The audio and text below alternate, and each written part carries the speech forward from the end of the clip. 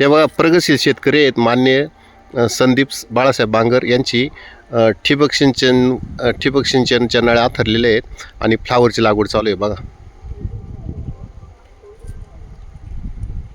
बघा हे फ्लावरच्या कंपनीचं रोप आलेलं आहे. आता लोक बियाणं टाकून रोपं घरी तयार न करता हे आता कंपनीमध्ये म्हणजे नर्सरीमधून ही रोपं येतात. हे आपण बघू शकता.